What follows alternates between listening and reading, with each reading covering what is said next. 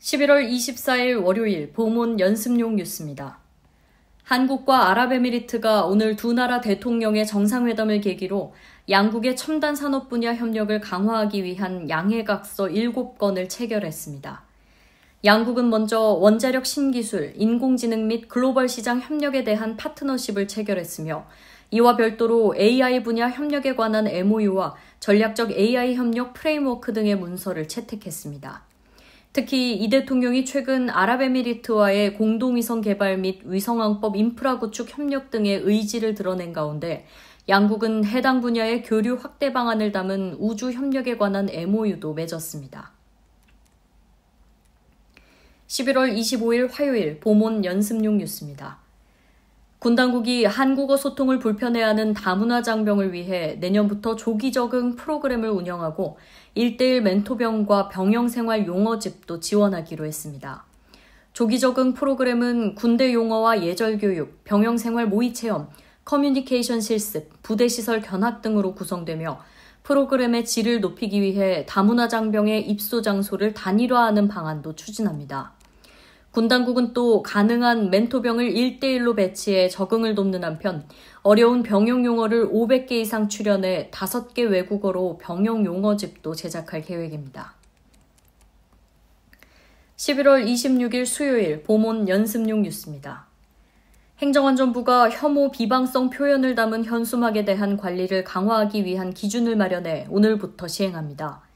해당 기준에는 표현의 자유를 최대한 보장한다는 원칙은 유지하되 타인의 권리나 명예를 침해하거나 공중도덕이나 사회윤리를 침해하는 표현은 제한적 조치를 강구한다는 내용이 담겼습니다. 금지 광고물 유형은 범죄를 정당화하거나 잔인하게 표현한 내용, 음란 퇴폐적인 내용 등으로 미풍양속을 해칠 우려가 있는 내용, 인종차별적, 성차별적 내용으로 인권 침해의 우려가 있는 내용 등 6가지로 분류했습니다. 11월 27일 목요일 보문 연습용 뉴스입니다. 정부가 브라질 벨랭에서 진행 중인 UN 기후변화 협약 제30차 당사국 총회에서 국제 탈석탄 동맹 가입을 선언했습니다.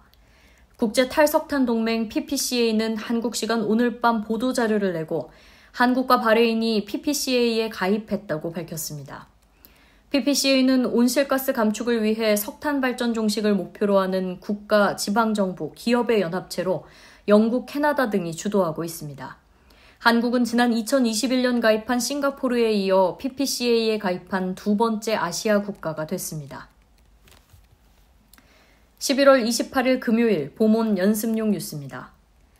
지난 9월 미국 조지아에서 구금됐던 한국인 노동자 가운데 대다수인 300여 명이 미국 이민당국 상대 집단 소송에 동참할 뜻을 밝힌 것으로 확인됐습니다.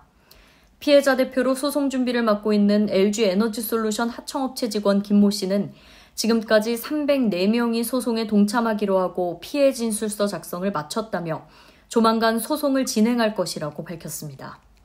구금 노동자들은 진술서에 쇠사슬로 허리와 발목을 묶는 등 과도한 물리력 사용, 합법 체류자에 대한 불법 체포, 구금시설에서의 비인간적 대우 등을 기재했습니다. 11월 29일 토요일 보문 연습용 뉴스입니다.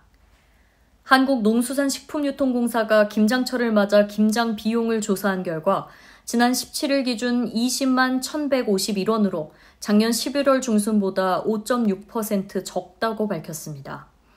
이번 조사 결과는 4인 가족 김장 비용 기준으로 정부와 유통업체 자체 할인이 반영된 가격으로 전국 17개 전통시장과 36개 대형 유통업체에서 주요 김장 재료 14개 품목 가격을 조사했습니다.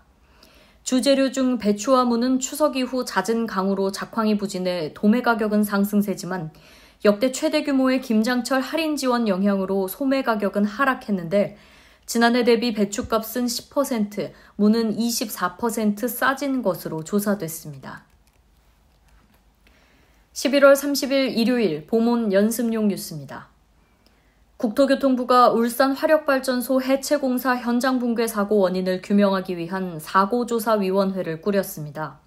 사고조사위는 앞으로 넉 달 동안 사전 절차와 설계 구조를 검토하고 하도급이 적정하게 관리됐는지, 공사 주체별로 의무를 제대로 이행했는지 따져 붕괴 사고 원인을 밝히고 재발 방지책을 마련할 계획입니다.